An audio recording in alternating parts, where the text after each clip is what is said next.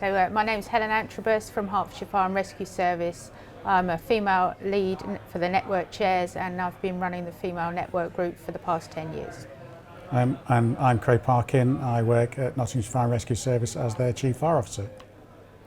So the question I wanted to bring up today was about a pattern that I've noticed over the last 10 years of female input, and it's not about our conscious awareness, but it's about the unconscious awareness and having conversations. And so I had a meeting with a lot of the females, and I said, one of the girls put their hand up and spoke, and she said, do you ever get it when you're drilling and you say something and everybody completely ignores you? And then 2 minutes later one of the guys will say it and everyone will go, yeah, great idea.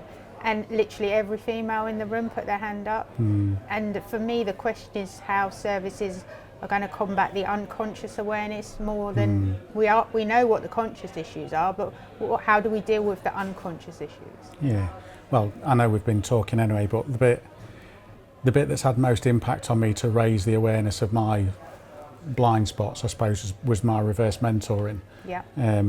You know, and I was the first one to pilot it in the organisation with a colleague, and we did a video in the organisation, and I sort of said if I'd had this reverse mentoring years ago, it would have made me so much different as a leader and a colleague in the workplace, because you've got blind spots as an individual. I think there are institutional things in the fire and rescue service, the male-dominated thing, the providing value to the difference. So, if I identified as a woman and I wasn't being heard, by men, then clearly I'm being dismissed in the workplace.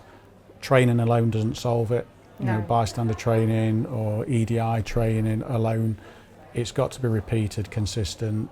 And the bit we haven't touched on as well, there's got to be repercussions as well, where people continuously do it. Yeah. Because that, once there's a mistake, if you point it out and you've got the confidence to point it out. And bear in mind, I've been in meetings where I may have spoken over a female colleague, maybe not intentionally or anything else. So it's about making sure that they understand they've got the confidence to go, well, I've got something to say here, and I actually said it an hour ago. So there is a little bit, the individual making sure they stand the ground as well, but making sure the culture is going to make it sure it's safe for them to do that. Yeah, and I think the thing for me is, how do we get to that point where we either make the men aware that that's what's happening, or give the women the confidence to actually stand up and go? Because if you're a female joining a male-dominated environment and you've only been in a few months and you're told to, if you're not happy, say it, it's very difficult for any recruit to speak up against the watch. But if you've repeatedly been ignored and you start to go in on yourself, how do we encourage women to step up and say, well, actually, this isn't consciously happening? How do we move that forward? Well, I think that raises the bigger question about what's labelled with the Home Affairs Committee about the institutional sexism and things. Yeah. So, are you institutionally sexist, racist, homophobic? I would say my service isn't, but I know I've got problems, and there will be individuals who don't accept somebody else's difference. I think the other side that was a conversation I had is about what experience do I want every member who I work with in the organisation to have?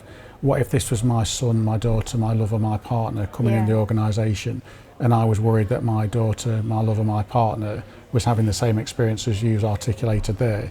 It'd upset me, it'd anger me, and I'm sure I'd be doing something about it.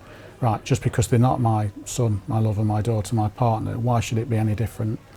And I think as leaders, we've got to recognise, and everybody at every level, and this is a thing I think with senior leaders as well, is that we're almost frightened at the moment of being as obvious about our position in the organisation.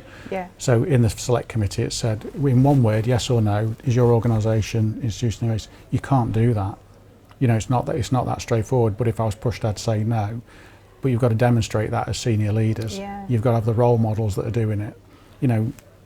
I don't know, maybe from a woman's perspective, talk to Kath here, who's one of my area managers. Is she heard area manager in SLT or not? And I think that's probably useful from a woman's perspective. What's it like in this organisation in Nottinghamshire? But if it was somebody close to me emotionally, how would I feel if they were of that experience? I'd be angry about it. Yeah. Okay, does it matter or should it matter that they're just not a member of my family or not? No, it shouldn't matter. No, it shouldn't. Thank you. No, you're welcome. I've enjoyed it. Lovely to meet you, by the way. And you.